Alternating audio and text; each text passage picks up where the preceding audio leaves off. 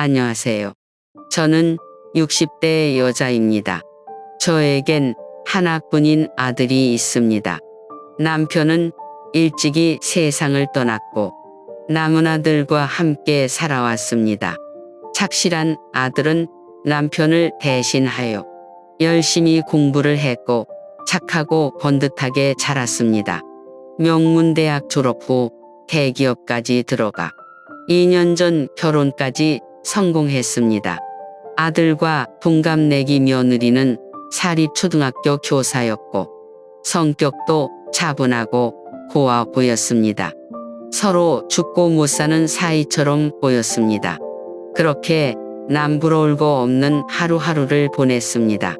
인꼬부 같은 아들, 며느리는 평생을 잘 살 줄 알았는데 일주일 전쯤 며느리가 저에게 대뜸 전화를 걸어왔습니다. 어머니, 현수 씨가 집에 안 들어왔어요. 일주일 전부터요. 무슨 소리니? 그게 청천벽력 같은 소리였습니다. 모범생 같은 평생 가출 한 번 없는 우리 착한 아들이 집을 안 들어왔다니요. 저는 그 소리를 듣자마자 몸을 일으켜 세웠습니다. 당장 내가 가마. 저는 바로 짐을 싸고 제 집 부산에서 아들 집 서울까지 무작정 찾아갔습니다. 기차를 타면서도 마음 졸이며 손을 벌벌 떨었습니다. 도대체 무슨 일이 있길래 그렇게 아들 집을 도착하니 난장판이 되어 있었습니다.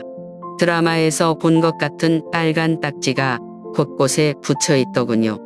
며느리는 멍하니 앉아 아무 말하지 않고 저에게 서류를 보여주더군요.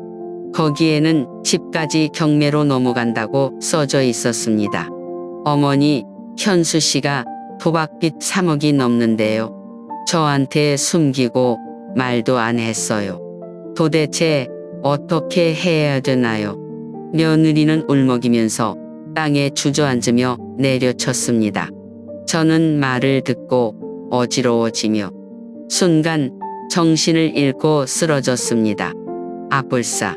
저는 병원에 실려가면서 머릿속에서 죽은 남편이 불현듯 떠올랐습니다. 사실 과거 남편이 목숨을 잃은 건 노름 때문이었습니다.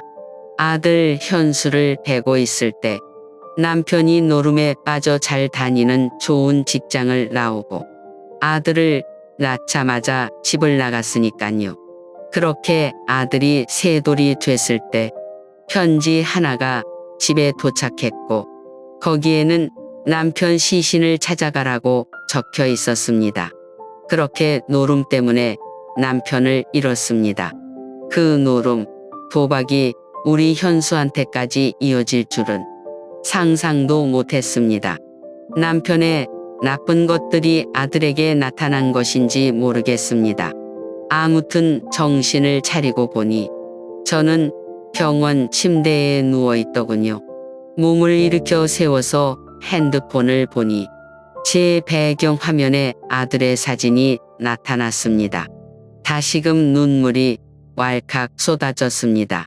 30년 동안 아들을 키우면서 울지 말자고 했는데 그때 문이 열리며 며느리가 들어왔습니다.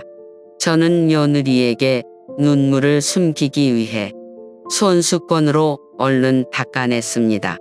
천천히 며느리는 누워있는 제 손을 잡으며 뭐를 보여주더군요.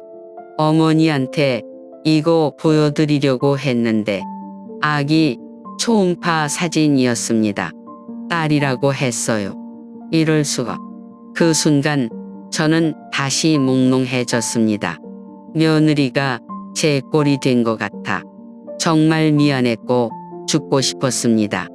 분노, 슬픔, 원망 등 온갖 감정들이 저를 들쑤셨습니다. 미안하다, 미안해 우리 아들 믿고 결혼했는데 저는 더 이상 며느리에게 할 말이 없었습니다. 그렇게 병원에서 나오고 며느리와 함께 커피숍에 들어가서 이야기를 나눴습니다. 그리곤 며느리가 아들에 대해서 이야기해 주는데 경악을 금치 못했습니다. 아들은 2달 전 인터넷 도박으로 5억을 벌었답니다. 그 이후 몰래 회사까지 그만두고 더 크게 판을 벌였지만 빚만 남게 되었다고 말했답니다. 며느리는 아들에게서 지난주에 그 사실을 듣게 되었답니다. 몇 달 전 갑자기 아들 현수가 부산 집을 내려온 것이 생각났습니다. 휴가라면서 쉬러 왔다고 했습니다.